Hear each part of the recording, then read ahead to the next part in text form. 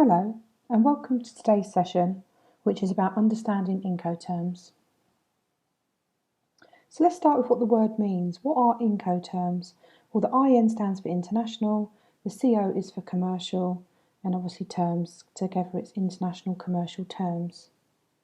And these are a series of predefined commercial terms that have been published by the International Chamber of Commerce and are widely used because it's very clear who's responsible for what between the buyer and the seller when it comes to matters like shipping, insurance, tariffs, custom clearance. So those responsibilities are very clearly defined.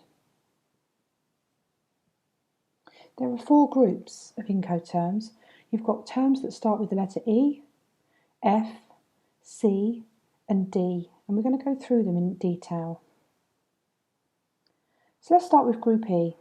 There's actually only one Incoterm that sits within Group E, and that's Ex Works. Now, what we mean by Ex Works is that the seller doesn't include delivery in their proposal. So the buyer is responsible for going to the seller's destination and collecting it from their warehouse. Buyer is therefore responsible for all costs associated with the transportation from the seller's destination to their destination, which will include multimodal transport. So there'll be some road transport, and there'll be either some sea freight or air freight. They'll also be responsible for insuring the cargo, clearing it at customs and paying any duties and tariffs.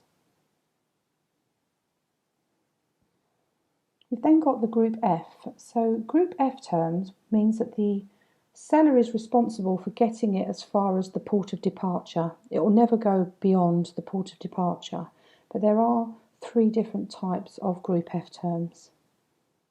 The most common one is FOB. FOB stands for free on board. What happens in free on board is that the seller will take the cargo to the port of departure, and they will arrange for it to be loaded on board of the ship. So up until the point it's on board of the ship, the seller is responsible. But from there on in, the buyer will be responsible for paying for the shipment, insurance, clearance, and any multimodal transport to get it from the port of arrival to their destination. The second most popular is FAS, which is free alongside. So it's exactly the same, but the only difference is instead of getting it on board of the ship, they take it alongside the ship, so it will sit on the quay. So the buyer has to pay for the cargo to be moved from the quay onto the ship. You've then got FCA, which stands for free carrier. With free carrier, the seller takes care of getting the goods to an agreed point with the buyer. So it's probably a warehouse or a terminal, but from there on, costs and responsibilities are borne by the buyer, but the export clearance remains the responsibility of the seller.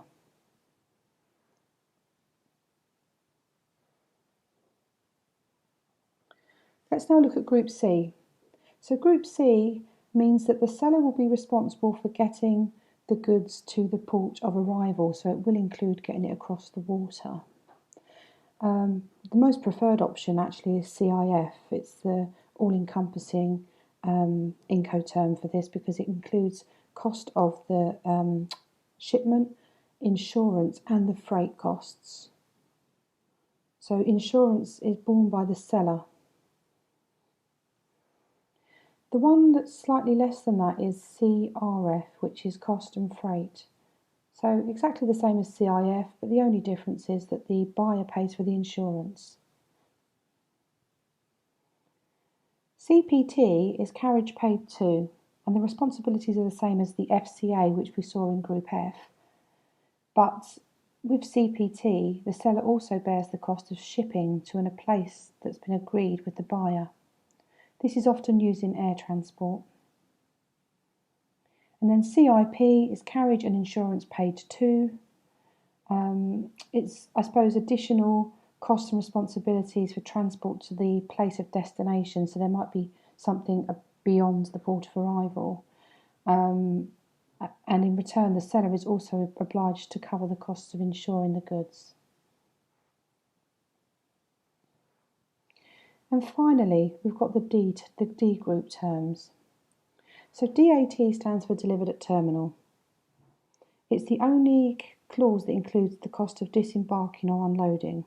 The seller takes the cost and the risks of transporting the goods to the agreed terminal, which could be a warehouse, an airport, a quay, a road, a rail terminal.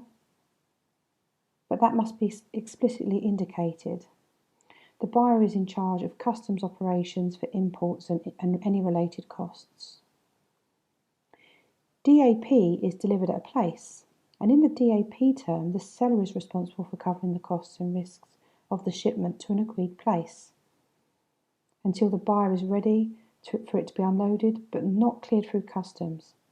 That will be paid by the buyer. So the final one, and the most preferred in the case of international agreements, will be DDP. And DDP is the complete opposite of the first term we looked at, ex works.